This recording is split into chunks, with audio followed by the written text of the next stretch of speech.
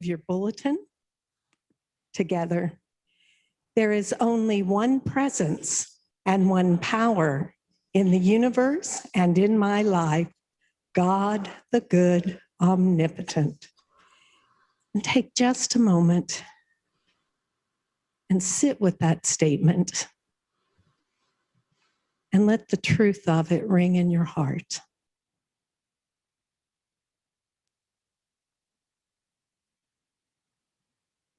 And repeat it with me once more.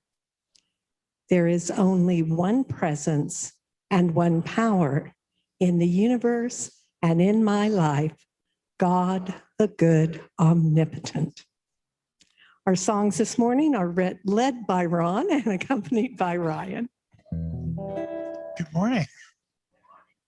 Would you please stand and we'll sing Surely the Presence right inside your front cover.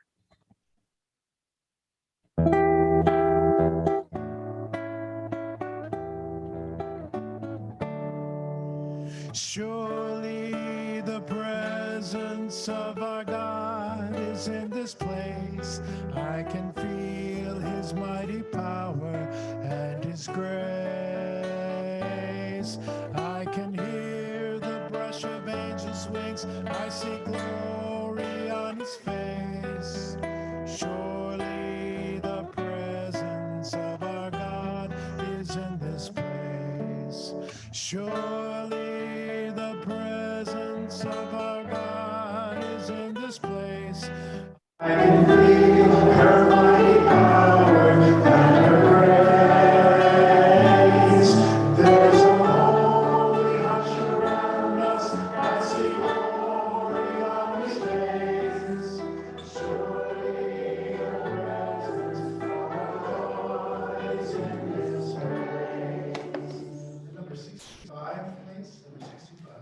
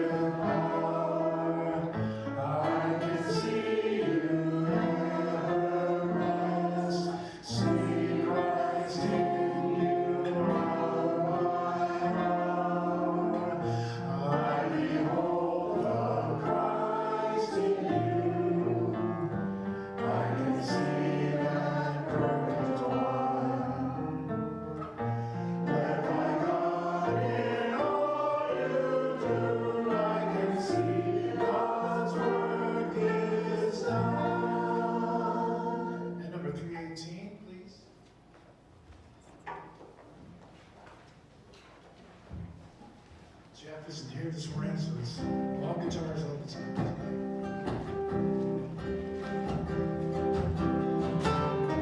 Seek and ye shall find. Knock and the door shall be open. Ask and it shall be given, and the love come trickling down. Oh yes, the Lord is good. Oh yes, the Lord is good. Oh yes, the Lord is good.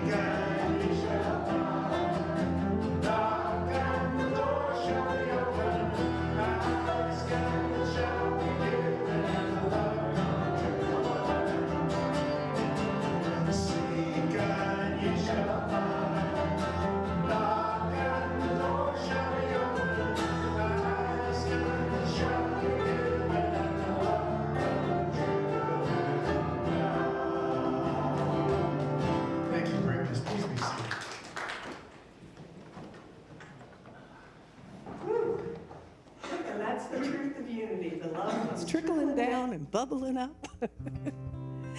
Oh, so our announcements today, we are collecting for Sojourners Shelter. They would like snacks for kids and hygiene products. If you would like to support the Sojourners Shelter, there is a barrel at the end of the steps, or you can contact Pam as a time that you can drop those items off here to the church, and we will make sure they get to the shelter. We also continually collect luggage and backpacks for the kids at the Davis shelter. As they transition from the shelter to their homes, they need a backpack or a piece of luggage to take their belongings with them.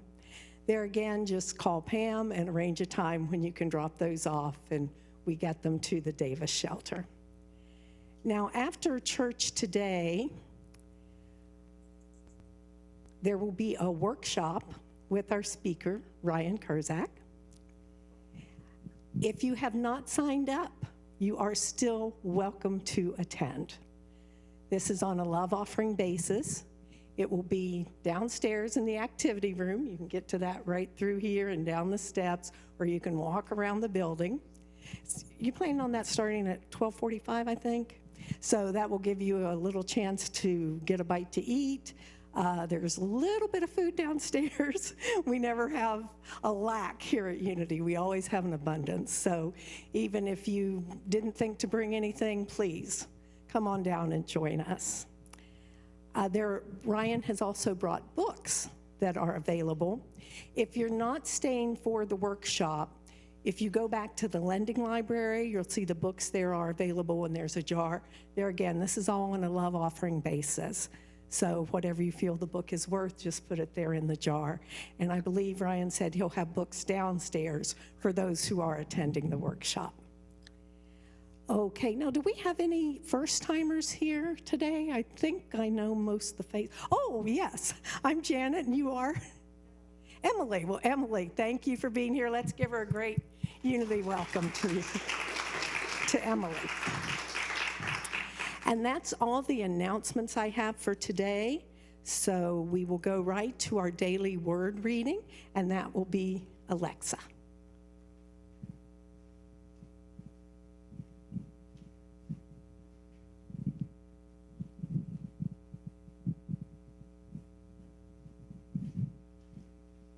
The daily word for Sunday, July 18th is realize. I realize the power of spiritual truth. I have had many aha moments throughout my life when something that had befuddled me for years suddenly became clear. It may have been something I tried to learn in school, a skill I practiced and tried to master as I grew, or even an idea that challenged my understanding of the world around me. Whenever I realized something new, I could feel my world expanding, opening up before me in fresh and exciting ways, making me eager to discover even more. On my spiritual journey, I feel a similar excitement as I realize I have so much more than a spark of divinity within me. I am fully divine, just as I am fully human. I feel newly alive in this realization and so very grateful for it. Then Jacob woke from his sleep and said, "Surely the Lord is in this place, and I did not know it."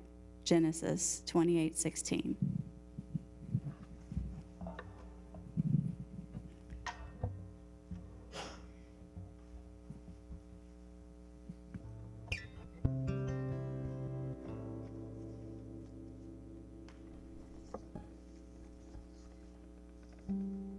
I think this is a perfect Unity song.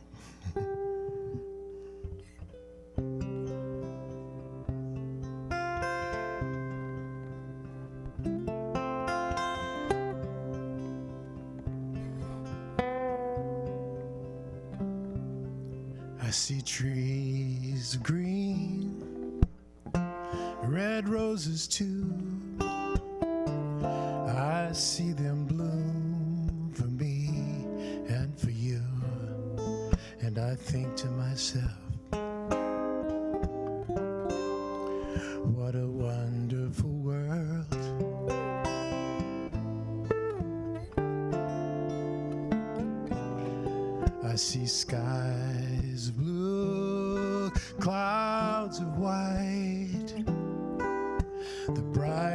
blessed day, the dark, sacred night, and I think to myself, what a wonderful world.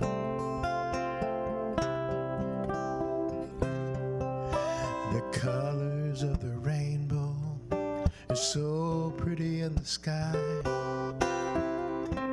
also on the faces of the people going by. I see friends shaking hands, saying, how do you do? They're really saying, I love you. I hear babies cry. I watch them grow, and they'll learn much more than I will ever know. And I think to myself, what a wonderful world.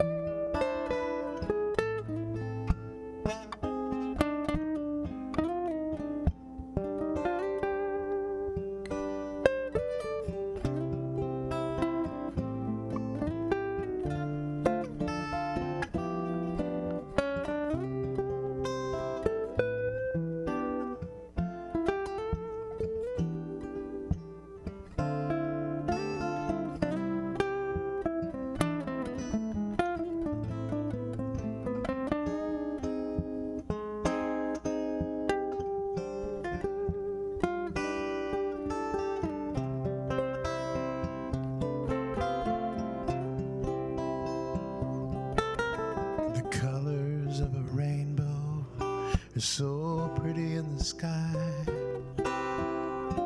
also on the faces of the people going by. I see friends shaking hands, saying, how do you do? They're really saying, I love you. I hear babies cry. I watch them grow, they'll learn much more than I will ever know. And I think to myself,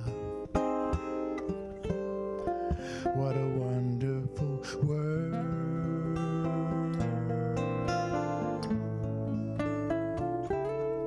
And I think to myself, what a wonderful world.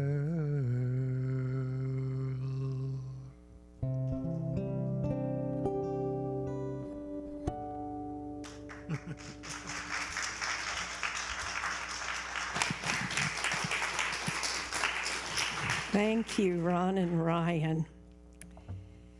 Well, today we are very blessed to have as our speaker Ryan Kurczak. There are some people that when you meet them, you know that they are a spiritual being having a human experience. That's all of us. But you know when you meet these people that they understand the importance of the spiritual things. And that's how I feel about Ryan every time I hear him speak. So I am really looking forward to today's lesson and then the workshop following. So please welcome Ryan Kurczak.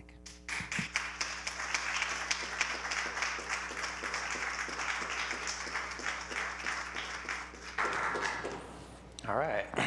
You can tell by that introduction that she doesn't live with me. But anyway, it's great to be here again today. Thank you all for coming out. So, what are we going to talk about today? I decided to volunteer to speak here at the church, and then Pam asked me, what is my topic? And I didn't have one. But it just so happened that a day later, I think a woman from the church wrote to me she found out I was an astrologer, and she thought that I could do an astrology session for her, and that would kind of kick her butt into gear to get back into her spiritual practice. The way she described it to me, again, I think it's a woman, it's hard to tell via email sometimes. The way she described it to me was that early in life, she had had a pretty intensive spiritual practice, but then let it fall away. And so I was hoping that something in an astrological reading would inspire her. And I had to tell her, first of all, that I'm mostly retired from doing astrology.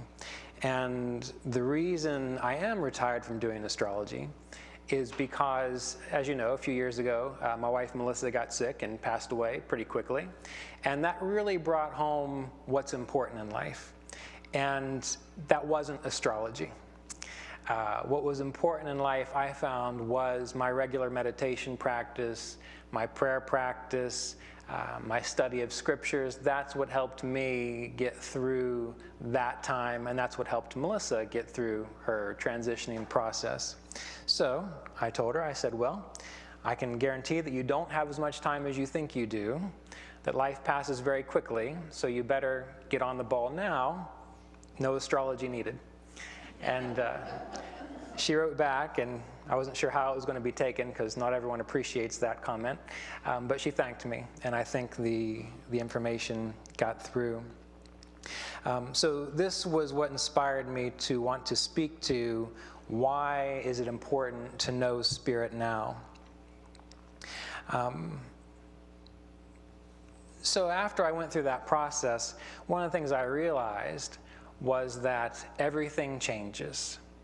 The people that you're with, the people that you know and love, your family, your friends, maybe they're going to exist for enough decades that you feel like that's a permanent thing, but in the end, everyone's going to go away one way or the other. Your ideals that you have, the beliefs that you have, hopefully, those are going to change over time as you mature and grow. The things that you do, the things that you're interested in, as you get older, hopefully, those things change as well. But there's an emphasis in a lot of yogic scripture, and it's also in the Bible too, but an emphasis on realizing what your essence is, what spirit is, and that is what is actually eternal. And all prayer practice, whether it's Christian or Eastern, yogic or otherwise, the idea is to direct you back to the source, which is spirit. In everything that you do, whether you're cleaning out the chicken coop or ministering to someone who's in need or just driving down the road, underneath all of those experiences, there is an undercurrent of spirit. Now, the trouble is this is not an easy thing to talk about because it's not something that you can really relate to with words. However, through meditation, prayer, contemplative practices, you can learn to go deeper within to have that direct experience for yourself and hopefully learn to live from it. Now, as I was sitting there coming up with my 5 pages of notes, I wanted to quote Jesus a bit. And so I found a few that I thought were important. What did Jesus have to say about these things? One quote attributed to him, which always stuck in my mind, was the one that when he says, "My kingdom is not of this realm." So my kingdom is not of this realm. Another one, "Seek first the kingdom of God and his righteousness, and all these things will be added to you." I like these two sayings, these two statements, because they point out very directly, again, this idea of what is important. And it's not necessarily the things that most people think are important in this world. Both in the Christian tradition, as far as I've participated, as well as in the yogic tradition, one of the things that I've noticed is that a lot of people get drawn to spirituality because they want to feel good, because they want more things in their life. And they might not necessarily say that, but they want to be happy and they want to be comfortable. And I completely understand that. I completely understand that. But if you read like the Bhagavad Gita or the Yoga Sutras or even Buddhist texts or the Bible, you'll see there is this emphasis on letting go of attachment to transient things. And again, going within, figuring out what is that stillness that animates your body, your mind, that thing which is eternal. And again, this was brought to my awareness a little while after Melissa passed. It was Christmas time, and I was sitting on a couch, and there was a Christmas tree. And I was looking at it, and I was kind of upset, and I noticed that most of the lights were on within the string of Christmas lights. But there were a few that were burned out, but all the other lights were still on. And here I was having a moment of despair and grief. And for some reason, when I saw the burnout lights, what I recognized was that those lights on the Christmas tree, those are temporary. But within the string, within the wires, was the electricity, which was the source of the light. And that was still there, even when lights are burnt out. And I began to kind of contemplate that, and what came to my mind was all this changing stuff, all the stuff that we feel is so important, the people, the places, the things, that they are powered by something that we can't see or perceive. Just like in that string of lights, you can't see the electricity, going through the string of lights. And that actually brought a lot of peace to me. And from that point forward, it was easier for me to participate in life with the people that I was with the things that I was doing. And it gave me a little bit of closure and ability to kind of let go of all the stuff that I had been clinging to or holding on to. And that's not to dishonor or forget or not pay attention to things that have come before, but it's recognizing that current of electricity is the important thing to pay attention to. And that is spirit, and that is really always in the now. It's always now, it's always here. Some other quotes or words attributed to Jesus. No man can serve two masters, for he will hate one and love the other, or else he will hold to the one and despise the other. You cannot serve God and mammon at the same time. And I think I looked up mammon one time, and I believe that was like a god of wealth or a god of material things.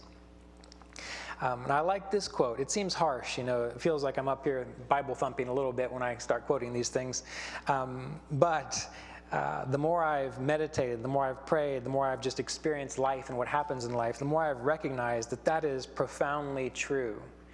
You can't give your attention to all this physical stuff and think it's going to give you the happiness that you want, while still saying, oh, but I really want to know what is eternal. I want to find peace and truth and love and experience that eternal thing. Because every time you allow yourself to become attached to something, you are setting up a new cycle of suffering. Like that's what's going to happen, because that's going to be lost. And these are hard things to swallow, mentally, psychologically, and spiritually. And I'm not saying that you don't let the things in your life bring you joy.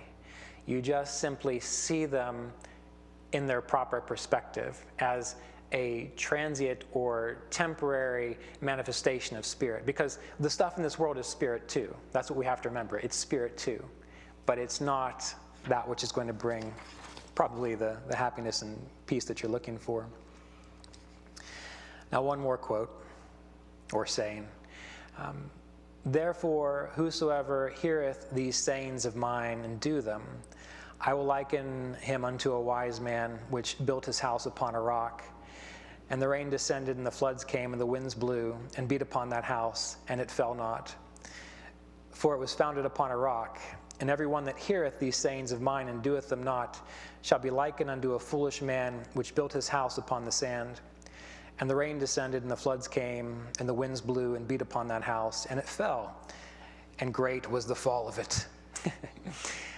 So I like this quote because I actually had a house which fell into the river after a deluge of water pushed it off the banks.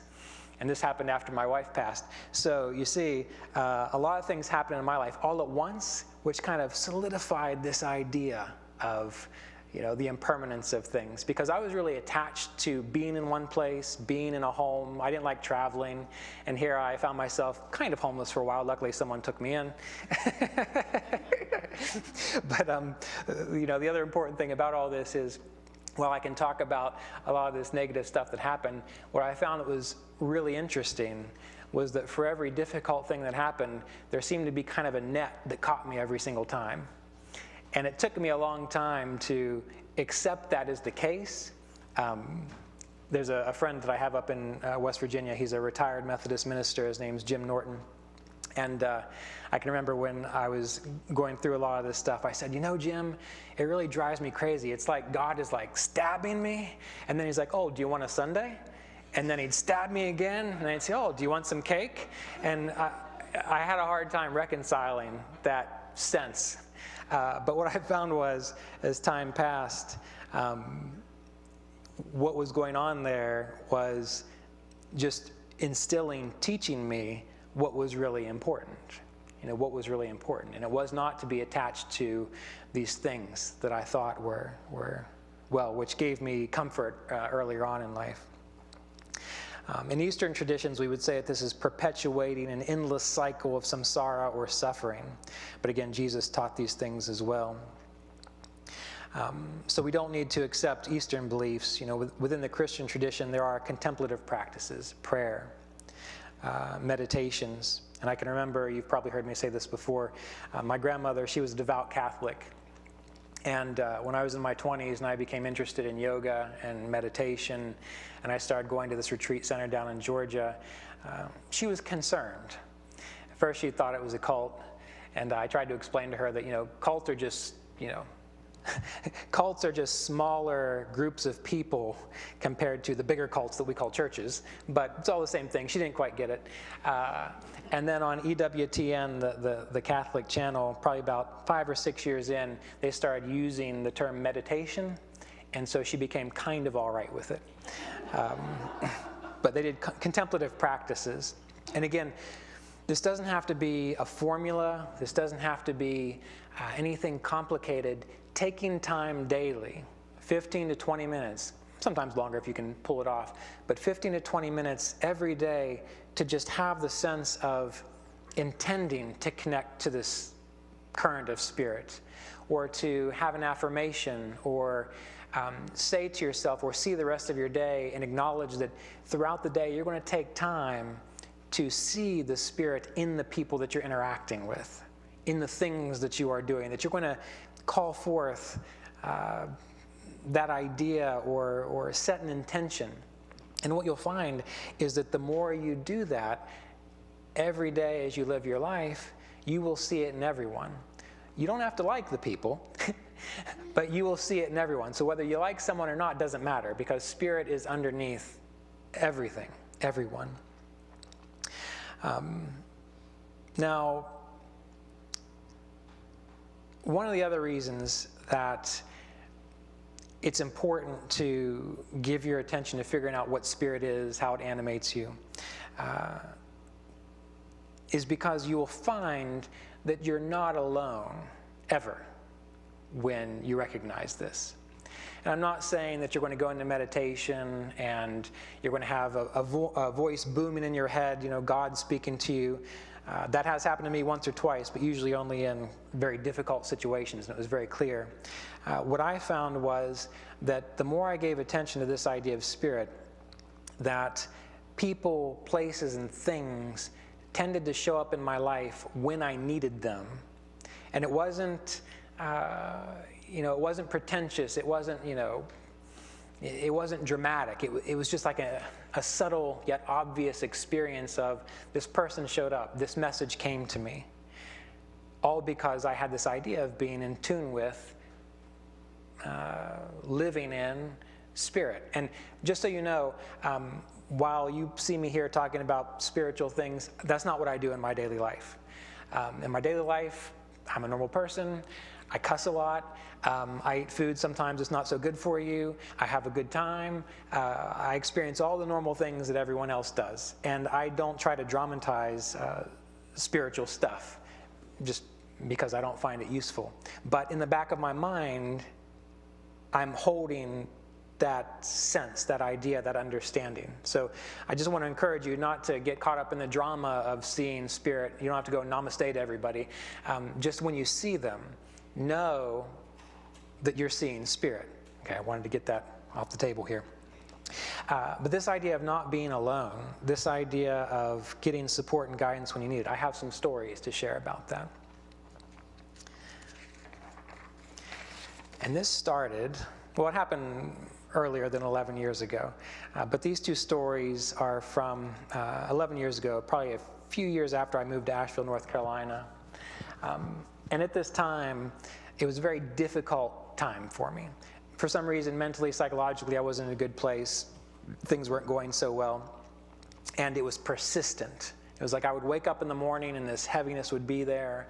I was having some difficulty just kind of with certain relationships, and it wasn't going anywhere. No matter how much I meditated, no matter how much I tried to pray or faith it away, it was still there. So what I started doing, realizing that God and the universe can be very clever and tricky, I decided that I was going to do a prayer practice where I would meditate for a little bit, and then I would sit there and I would ask for guidance or for help. Now again, the reason I say God and the universe is tricky, clever, is because sometimes help is given and you're not quite sure what you're supposed to do with it. Like something's presented to you and you think, well, this could be helpful, but which way am I supposed to go here? So I decided to cut all that out, and at the end of my prayer I said, give me in no uncertain terms the clear guidance, so there's no guessing. It's just, this is what you're supposed to do. I don't want it to be vague. I want to know exactly what it is. And believe it or not, I find this to be very helpful. Like when you do that, typically you will get the guidance you need and it will be obvious. Versus, oh, let's pray a little bit and we'll see what happens. No, you got to ask specifically, no vagueness, and clear, no uncertain terms. So I did this. It was winter time. Actually, there's two stories. This did happen both in the winter. I'll tell you the later one first, and then we'll go back. It was winter time, and I was having one of those kind of grumpy days, and it was Saturday, close to the full moon. And there was a fellow in Asheville who was also interested in astrology, and he would organize this thing called Spud Patrol. Have I talked about this here before? Does this sound familiar? Okay. He would organize Spud Patrol. And what Spud Patrol was, you would get a bunch of people together, get your do-gooders together, and you would bake a bunch of potatoes, 100, 200 potatoes. You get sour cream, chives, cheese, no bacon because we don't want to kill any pigs, but you get these things together, and he would take them downtown. We would take them downtown, and there was a large homeless population in Asheville, and he'd set up a stand, and we would just show up, and whoever showed up, we would give baked potatoes to. So he did this on the Saturday closest to the full moon of every month. And the reason Saturday is because Saturday is Saturn's day. And in astrology, Saturn is often related to like poverty, homelessness, despair, sorrow. And so the idea is you help people get over their Saturn through this kind of service on a Saturday, which is honoring Saturn on his day. So anyway, I was feeling kind of grumpy, but I was in charge of chives that day. So I thought what I'm going to do is I'm going to wake up and I'm going to chop up the chives. I'm not going to stay because I don't want to look at people. I'm just going to deliver them, go home. So I get there and I bring the chives and I'm thinking I'm just going to drop them off. For some reason, I think, well, maybe I'll stay a little bit. And I saw this one fellow there. I've seen him there 2 or 3 times before. He was a shorter, slightly overweight African-American fellow. And he just kind of looked at me and walked away, and I'm handing out chives. And as I was walking over to the side to get something, he kind of like comes right up to me. And now earlier this morning, I had done that meditation/prayer practice where I said, I want in no uncertain terms guidance and clarity. I don't want nothing fluffy. Tell me exactly what's going on. And I let it go. So I show up to Spud Patrol, and this guy looks at me, and he just looks me right in the eye, and he says, how are you doing? And I didn't want to get into it, right? He had a big cross on his neck, and I thought, I don't need evangelized, and I thought that that's what was going to happen. So I said, I'm doing okay. And he said, well, how good is okay? I said, I don't know, pretty good. And he looks at me and says, well, how good is pretty good? And here I'm starting to get irritated because I'm thinking, how long is this going to go on for? So I said, pretty all right. And he pauses, and I'm thinking that's the end of it. And he says, well, how good is pretty all right? So I take a break, and I step back a moment, and I'm trying to figure out what can I say that's going to shut this down so I can just get back to handing out chives and go home and be grumpy again. So I said, I'm doing excellent. And he said, well, how excellent is excellent? It's starting to bubble up now. So I said, it can't get any better. Like, that's going to do it. I thought it would be done. So I'm getting ready to put chives on this guy's potatoes. And I don't know if you've ever experienced a moment of guidance or something happens in your life where all of a sudden everything else kind of like fades away and you just kind of like have to lock into something. And you know whatever's about to happen is important. Well, anyway, this fellow is not done with me. So he walks up to me and he looks at me right in the eye and everything falls away. I'm aware of nothing else other than this fellow. And he says to me, you live in the world. You know it can get better. All you need to do is to get your mind straight and I'll take care of the rest. And then he looked at me and he said, you just get your mind straight, okay? And that okay was like, boom, like it punctuated. So I almost started crying. And I said, okay. And then he just walked away. That was the end of it. So the rest of my day completely shifted after that moment. And that message was profoundly important. I knew it. And I also knew that, you know, this fellow that I was talking to, he didn't mean he was going to take care of everything. It was as if Spirit, God, whatever term you want to use, was speaking through him, telling me exactly what I needed to hear. And that was pretty clear, right? Just get your mind straight. Because, you know, in my life, I've had a tendency to experience pessimism and depression and those types of things. So there wasn't a new thing to hear that. But when he said it, it was crystal clear. So that was the first one. Another story. This happened probably 2 or 3 months before the incident with the fellow at Spud Patrol. So I was at the Y. So down in Asheville, they had a nice Y. I would go there in the mornings. And I would work out, and then I would go in the steam room. So this time I happened to be in one of those pessimistic, despondent states, and something I had to deal with, which I was kind of putting on the back burner. And in between going from working out to the steam room, I would take a shower, and then of course I'd take a shower afterwards too. But I would wear swim trunks, you know, when I would go in the steam room. And if you've ever been to a Y, I think they have them in most of them that have locker rooms. There are these little spinner devices that you can like put your wet stuff in and hold it down, and it spins and dries it off. So I'm in between, and you know, I'm having one of those days, and I'm in the Y, and I'm naked except for my sandals, and I'm pushing down the spinner machine, and the water's flying out, and this thin white dude walks up to me. And he's in his little blue Speedos, and he comes up, and he says, do you do yoga? And I'm sitting there, and I'm standing there with nothing but my sandals, and thinking, this is kind of awkward. I said, yeah, sometimes I do yoga, because I thought I should probably play it cool. But it's not my main exercise routine. And then he says, man, your posture is great. So I'm naked, and he's looking at my posture. And I'm like, okay. And then he says to me, I'm just trying to take it all in. He says, I broke my back a couple of years ago. He said, I was sanding floors, and the sander caught on something, and it wrenched my back and threw me against a wall. And he said, I started doing yoga. And the doctors told me that I wouldn't get any better. The doctors told him that he'd be walking with a cane, that he couldn't do a lot of the outdoor activities that he liked. And then again, that moment happened where everything zeroes down. I wasn't aware of his blue Speedos or my nudity. I was just looking in his eyes. And he says to me, it wasn't until I knew I could get better that I actually started to get better. It wasn't until I knew I could get better that I actually started to get better. And again, that was very pertinent to me at the time because the stuff I was dealing with, it was like I couldn't even imagine that it could get better. So I heard that. And then he smacked me on the back and walked away and said, "Wake up in the dream, my friend, wake up in the dream." And that was it. I never saw that guy again.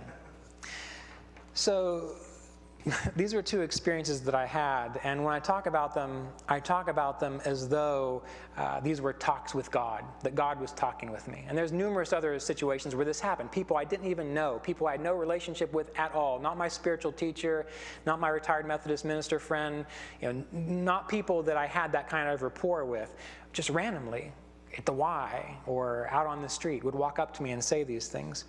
And what I found is that the more often I spent in the morning and in the evening having that intention, that idea that I knew what Spirit was, that I was in tune with Spirit, even if I couldn't make sense of it with my mind, but I held the feeling that that was true, the more and more these things happen. So aside from not waiting for life to come around and kick your butt to make you realize these things, you can speed up the process by just taking a little time every day to meditate, to pray, to practice some kind of contemplative practice, to read some kind of spiritual literature which attunes your mind to this feeling. And beyond that, you don't want to be like the people that just want to talk about God and spiritual things. You want to really take it seriously. So when you meditate and you pray on this stuff, you want to also have the idea, the understanding that you're going to bring it into your day, that in every interaction that you remember, you are going to try and recall the fact that there is an underlying current of Spirit in everything. And you also you don't want to get in, I don't want to encourage magical thinking or blind faith. So the stories I told you, that was not to make you think that anything can be cured, everything's going to get better no matter what. There's a lot of things which can change through this, but sometimes there are things which can't, but that is also a gift of Spirit, because that's going to enforce the limitations of what is within this human mind, within this human body, and will direct you into what is eternal so that you can let that stuff go when the time is right. You understand what I'm trying to say here? Okay, so we're not trying to get into magical thinking. All living beings experience death, disease, and discomfort, but we make a lot of problems for ourselves other than that we might not necessarily need to be doing. So this is why we're here. At least this has been my experience. And living in this way is radically different than what most people do. But again, I always have to laugh when I read the Bible and I talk to people who profess their Christianity. The Bible's harsh, right? When you think about what Jesus went through, the experiences he had to realize that he and the Father were one, it wasn't, let's get into positive thinking.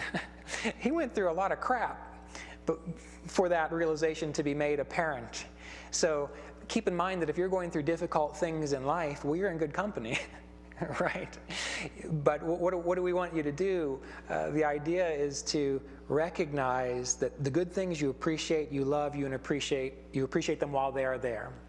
The bad things, you either do your best to overcome them, to move through them, to get your mind straight, to see the possibility of change, or you move into a state of surrender and you wonder, this is what I do, you wonder, what is the meaning of this? What am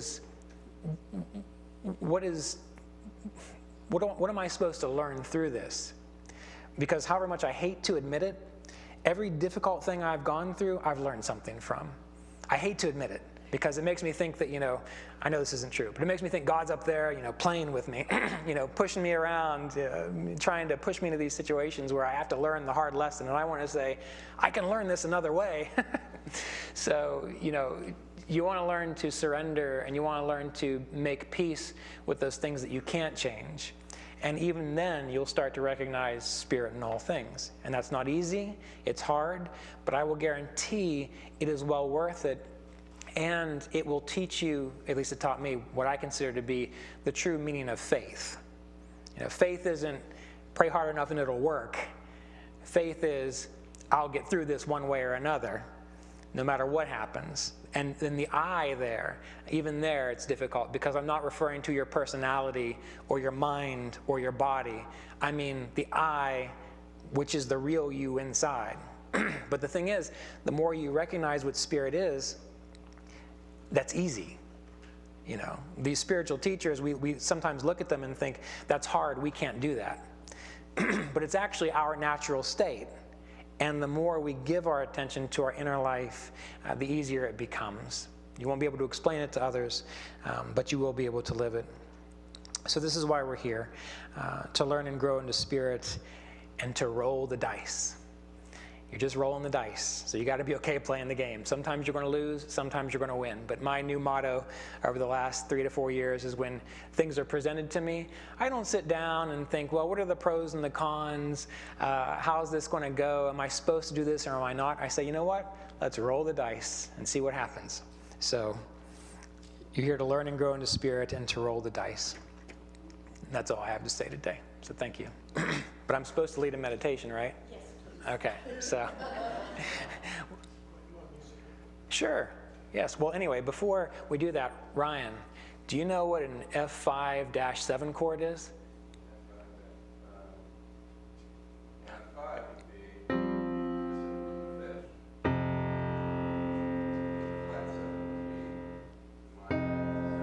Okay, great. The hymns in this book, like with all the key signatures, and like I saw F5-7, I'm like, it seems like jazz people wrote these hymns. And so I wanted to know what that chord was. All right, anyway. Let's meditate together. That would be great. So an F5, is that how you say it? F5 flat 7? You don't have to say the 5. Okay. Well, let's meditate on that.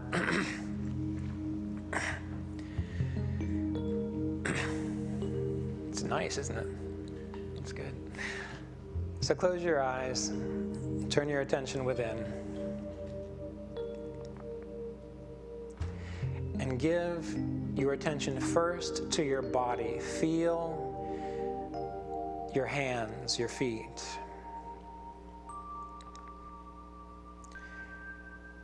Feel your legs, your elbows.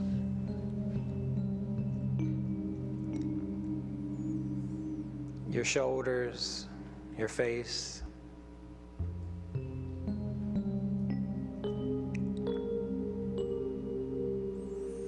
Feel your belly and your back.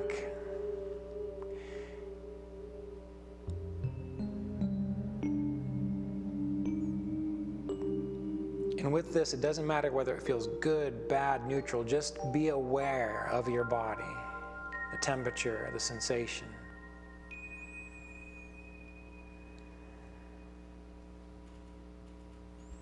This is feeling your temple, the temple of spirit. It's very important. And be aware of the breath as it moves through the lungs and the belly.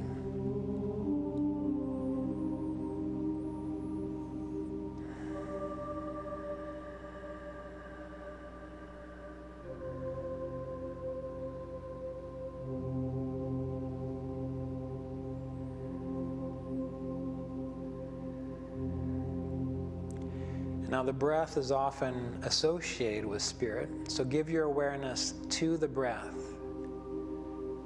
the feeling of the inhale and the exhale.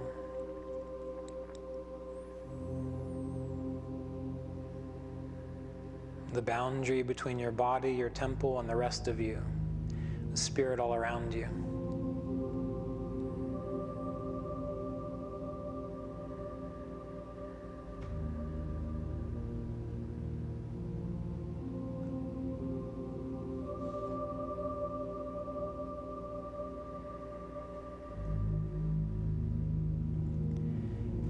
And wonder, be curious, ask yourself, what is this eternal presence, this spirit within me? What does it feel like? And then just feel the body and the breath.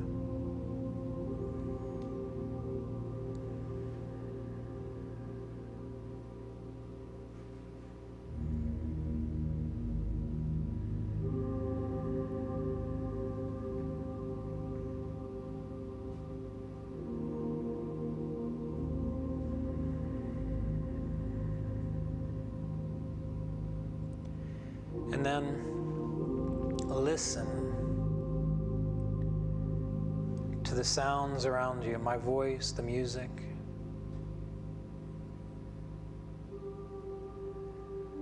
The sound of the air within the room.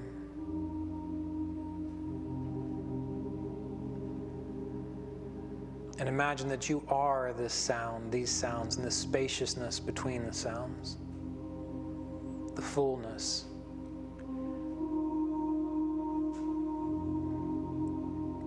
Of the silence and the sound.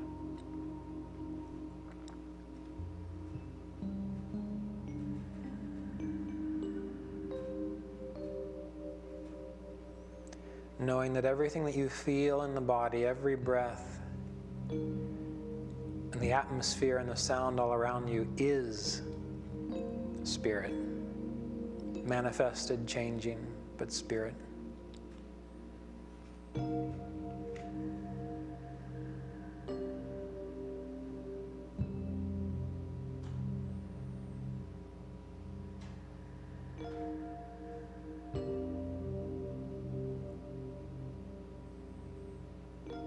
Now bring your attention to your heart. And imagine a radiance here, a light shining through the heart.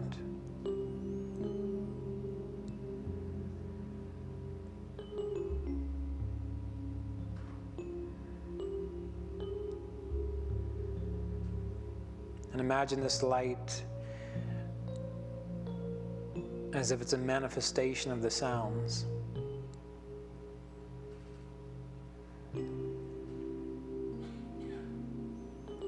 As if it's the light of your body, your temple.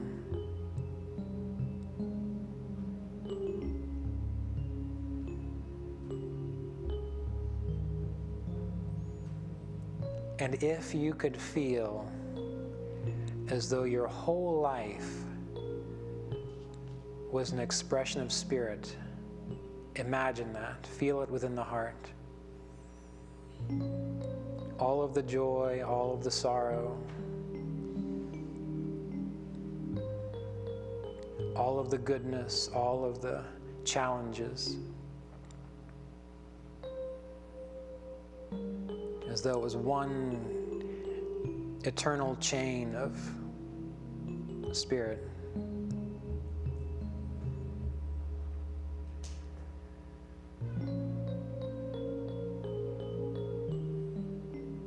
And now imagine you are this light, you are this spirit.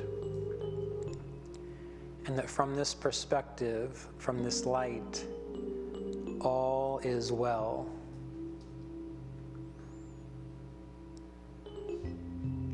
Every wave, every trough, every moment, like a pearl on a necklace. And you are Spirit, the eternal, which is always radiant, eternal, free.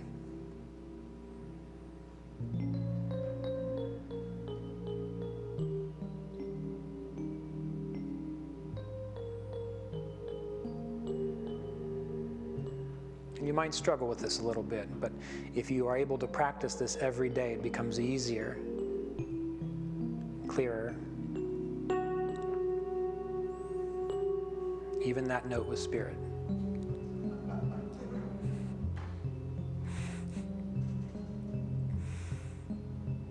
And then, as we move to conclude, feel the entirety of the body. Feel as though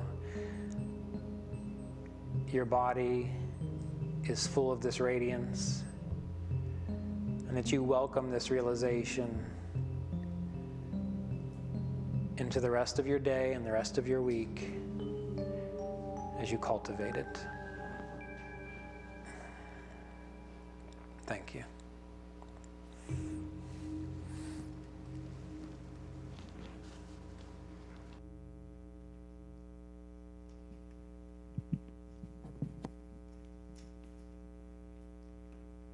And now if our ushers would come forward, we'll have the offering blessing.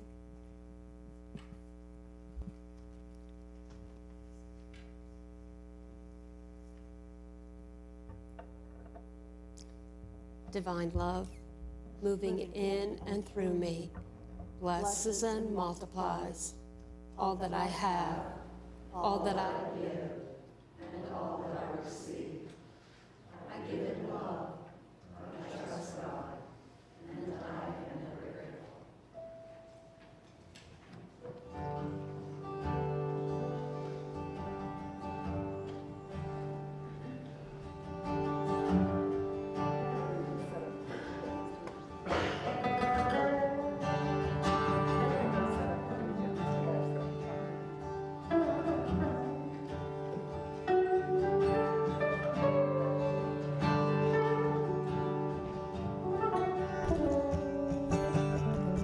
One raindrop falling down on some hilltop, all alone it finds another, and together they roll on down.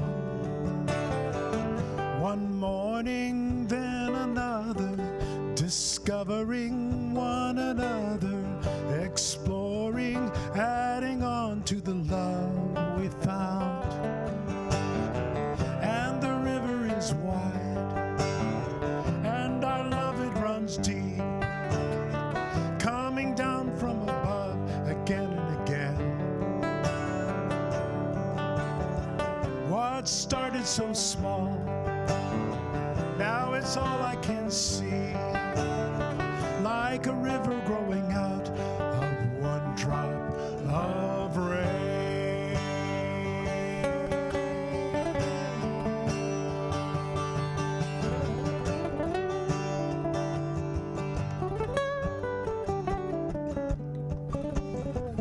One footstep, no hurrying, real easy, no worrying. Love's labor slowly turning into wine. Each day brings your sympathy like water rushing over me. It heals me, it's as if you were always mine. And the river is wide, and our love it runs deep, coming down from above again and again. What started so small, now it's all I can see, like a river growing out of one drop of rain.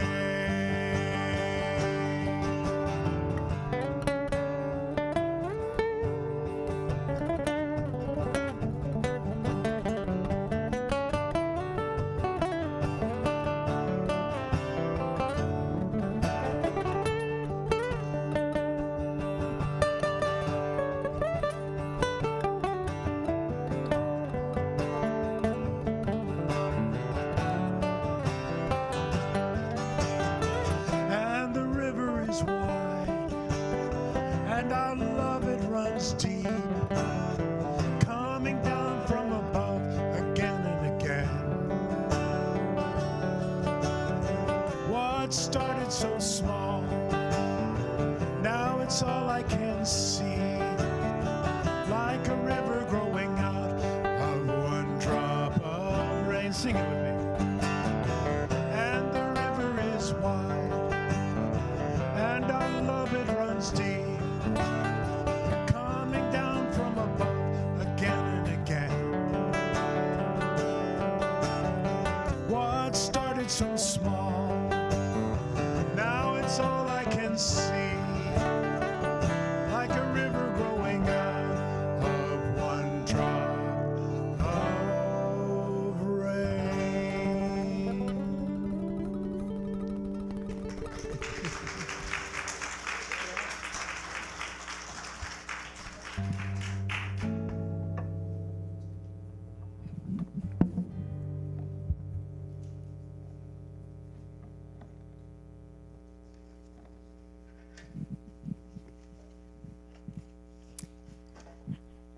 Divine Spirit that lives and moves and has its being in every one of us, we thank you for this opportunity to be part of the flow of this building and this group of people, of giving and receiving And we know that even in our most vulnerable, exposed moments, that Spirit moves in us and is open to the Spirit in others, and that our true needs are always met. And so it is. Amen.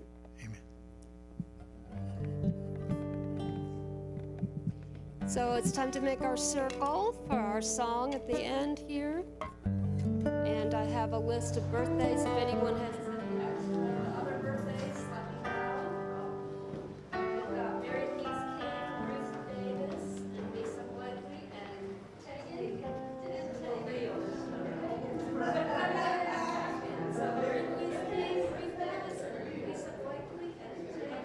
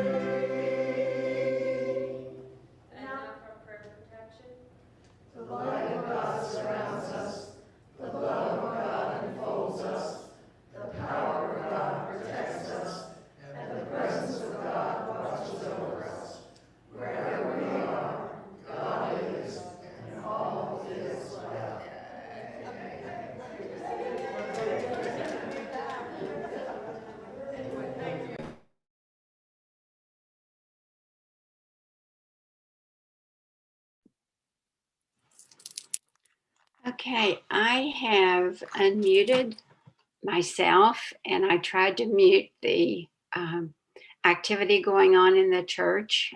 So anyone who would like to stay on and have a chat, I see Connie's picture. Hi, Connie.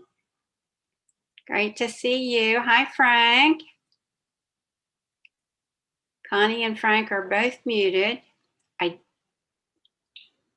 Okay, hello. Okay, we're about to unmute us, they wish. Okay. Right. Okay. Well, and welcome to all of our visitors who came, especially to hear Ryan. And I weren't disappointed. I know a lot of you are students of Ryan's, and I learned that from one of the gals who was coming from the UK, Lee, and I believe she has left us. But anyway, wow, what a Connie sent me a chat and said, "Wow." So such a nice message. I love both of the stories he told, and he